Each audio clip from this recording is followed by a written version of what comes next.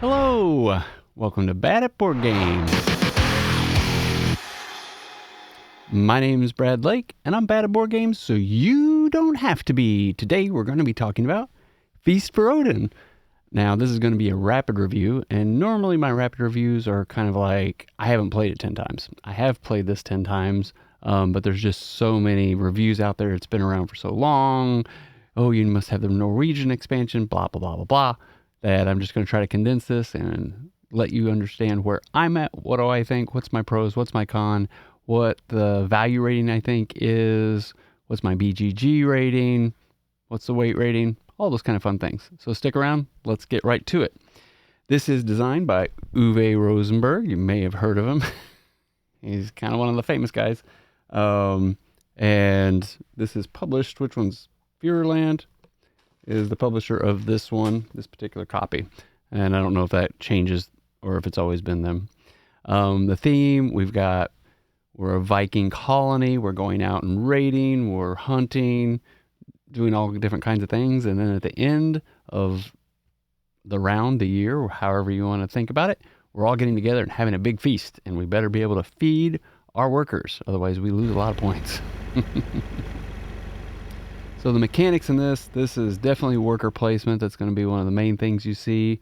And then you're going to have a polyomino tiled game where your tableau is, you're building it out and trying to cover up negative victory points and trying to get bonuses along the way. And it also is, as you're filling out this tableau, allowing you to increase your income as you go about it.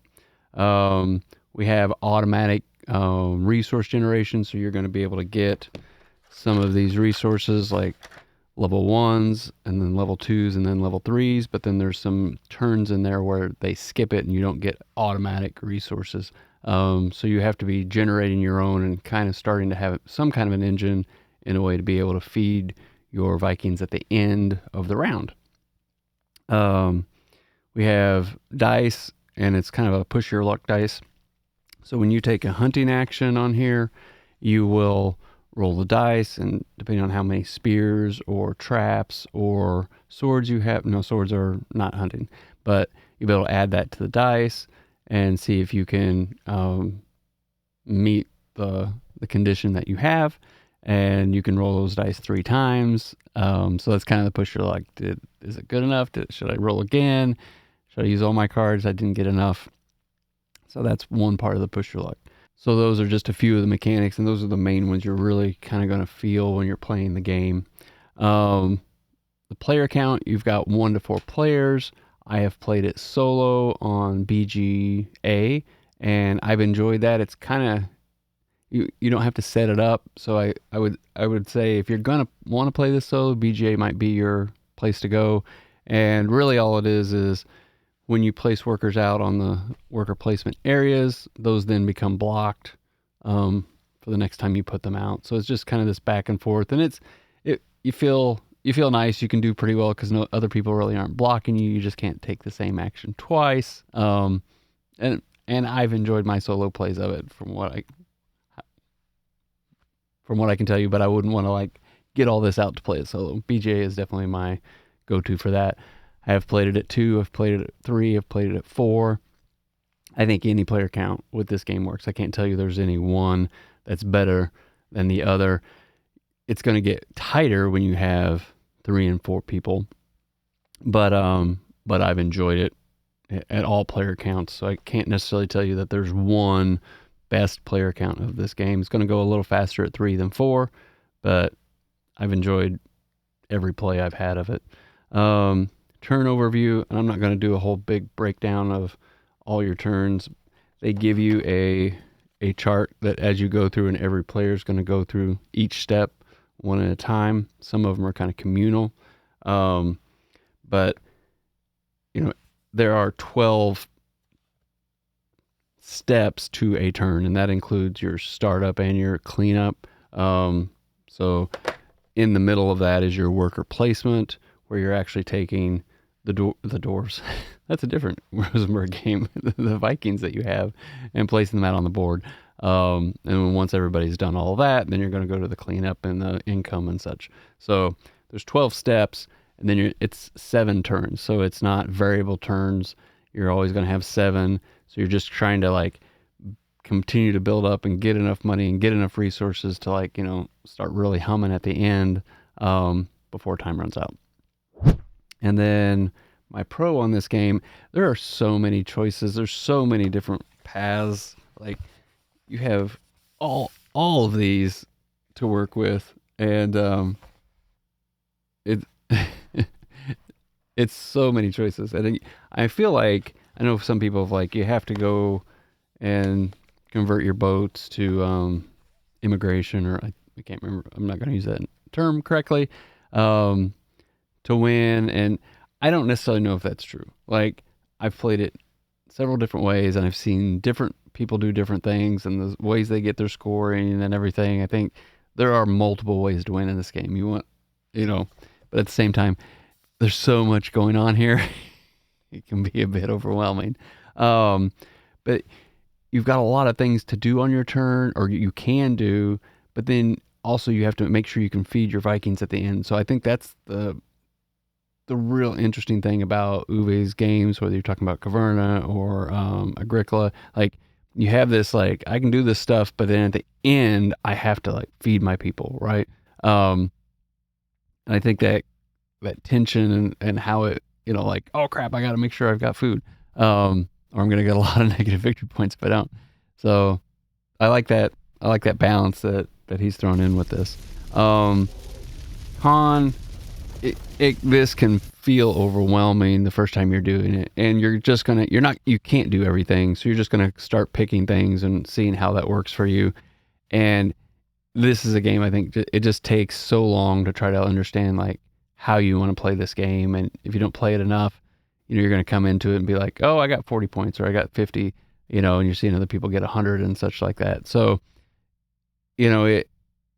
this can be a forever game, but at the same time, like, you just have to be able to play it quite often, I think. So that can be a bit daunting. The rule book, you can learn this from a rule book, but I kind of recommend if you ever have the opportunity, have somebody teach it to you. It's so much better. This is one of those, like, there are so many, like, when you feed, when you don't, when you get the resources, when you don't, how you have to like place your red and green and blue and orange tiles on the polyominoes, and like, it's different, and they have all the little symbolism down here on the bottom right, but like the first few times you're like, what is that and how does that, and this one I can put the red and orange on, but then my tableau I can't, and then this one I can only put the blue and green ones on. So it's like, it's this back and forth and realizing, like, when do I go and try to grab this? But if I grab one of these extra ones, it's a bunch of negative victory points. So it's good and bad, right? But there's just like the learning of it. You're going to be happier if you can have somebody teach it. But if you can't, you can learn it from the rule book, and you can learn it from watching things online. So if you can get over that hurdle, you're really going to have a good experience with this game. And then I haven't played the Norwegian expansion. I am not 100% sure, because they say the Norwegian like groups some of these worker placement areas together. Now, I don't know if that, this newer printing of this has done that already, and so some of that Norwegian expansion isn't there, because like some of these are grouped, but I don't know what the original game was, and I don't know if the Norwegian maybe like groups bigger chunks of these together. If you've played it, and you've seen the newer, I'm going to say within the last 5 years board, right? Versus the very original printing, I would like to know that. You can't get the Norwegian expansion. I don't know why they're not printing it. I don't know if that means that it's already kind of included in this now, or what. But there are actions on this board that are grouped together already. So I kind of wonder, like, if that's already been incorporated into the new printings of the game.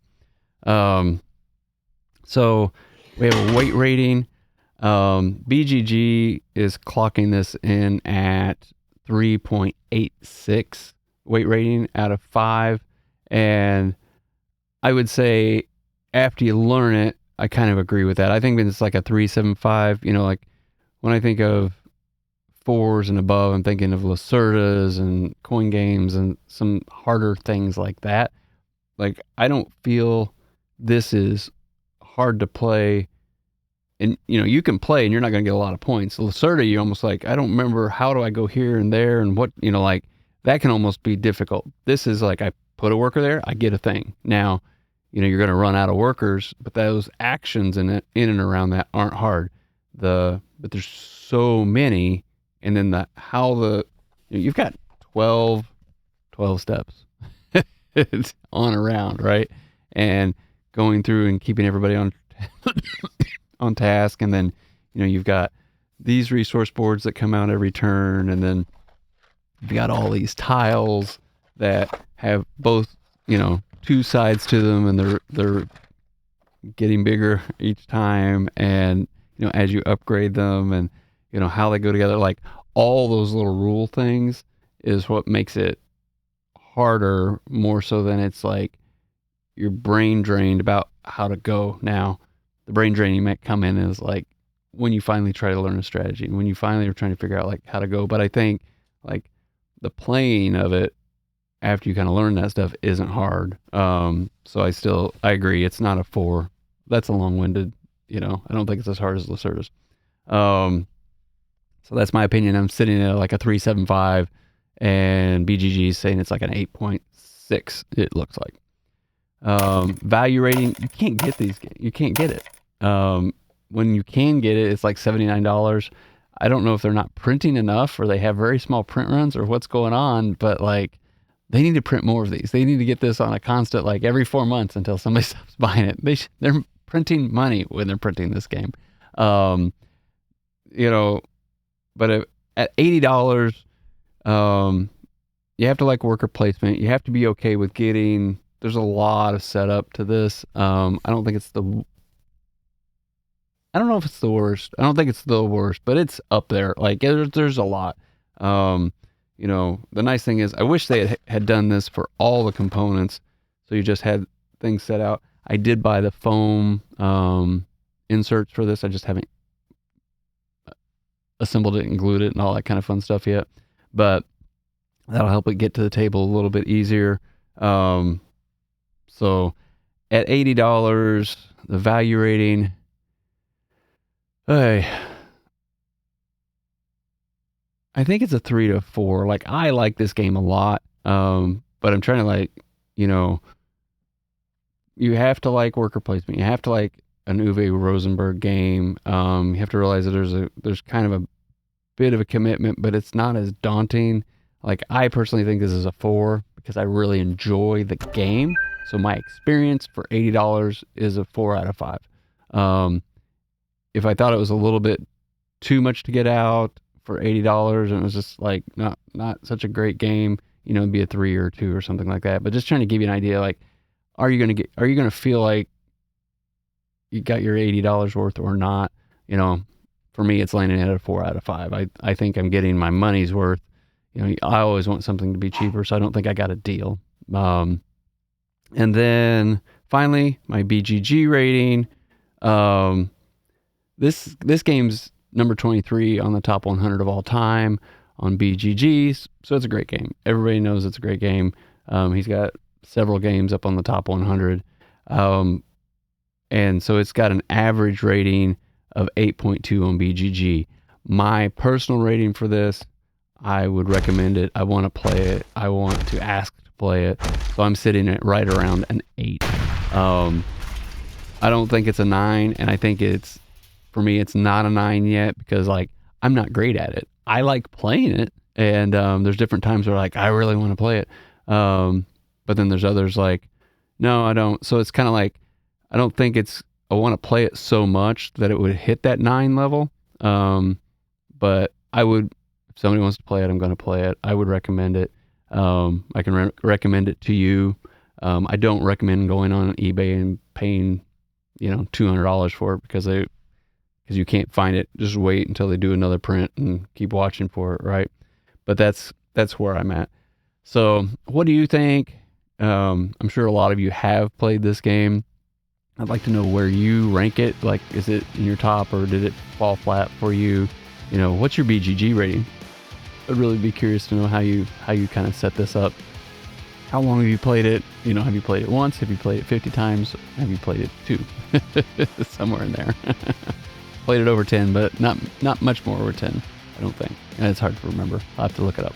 But anyway, I hope you enjoyed this. I enjoy doing them. So just remember, no matter how you play, whether you play solo, which you can play this solo, with family or friends, enjoy whatever you are bringing to the table. Have a great night. Bye.